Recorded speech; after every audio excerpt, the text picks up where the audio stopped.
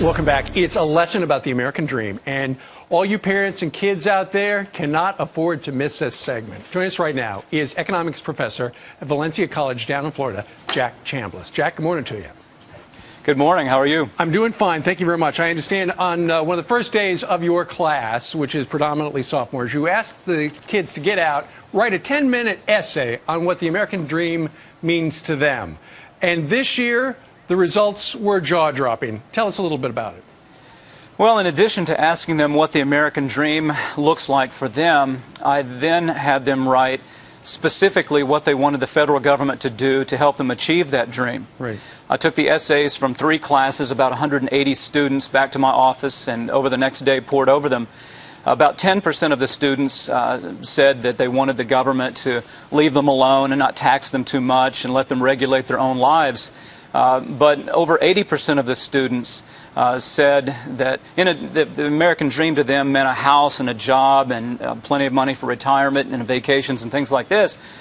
But when it came to the part about the federal government, 8 out of 10 students said that they wanted free health care, they wanted the government to pay for their tuition, they wanted the government to pay for the down payment on their house, they expected the government to, quote, give them a job.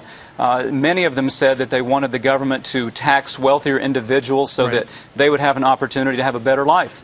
Here, well, I tell you what, Jack, we've got a little snippet from one of the essays one of the kids wrote. As human beings, we are not really responsible for our own acts, and so we need government to control those who don't care about others. Now, as you describe it, where the kids said, you know, they want free college, they want down payment, free health care. Have they been watching? Do you feel that that is from this whole Occupy movement? They feel like they're part of the 99 and they want the 1% to give them the rest of their lives? Well, this essay was written before the Occupy movement really took hold. So fundamentally, they had this belief before people in their cohort group took to the streets to demand the same sorts of things that they wrote that they expected in this essay that they wrote for me. Well, where do you think this sense of entitlement comes from?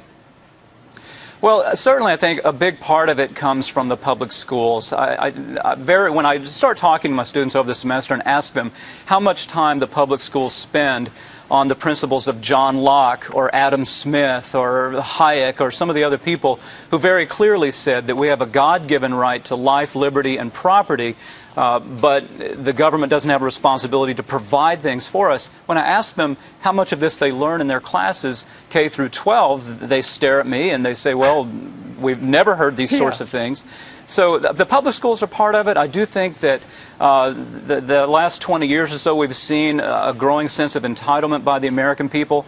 As you probably have read, that we're in a situation now where 44% of the American people now are living off of some sort of government benefit compared to only 29% back in the early 80s. Right. And I also think the last 3 years of having a president that appealed to the younger generation by saying that somehow people who are wealthier are a problem for us, much like Franklin Roosevelt told people 70 years ago, and that these people somehow should be sending their money to others. I think this has really caught on with a lot of students, and they believe now that somehow the tooth fairy exists in Washington, D.C. Yeah, dressed as Uncle Sam. Before you go, you got to tell me about the experiment you do in your class where you're essentially a pickpocket. Well, yes. When I went back to class the next time to meet with them, I told them I'd read over their essays and I read some of the comments they had made. And then I set them on a table and I asked everybody to pull out their wallets and their purses. And I picked one student in each class, and when their wallet was in their hand, I grabbed their wallet out forcefully.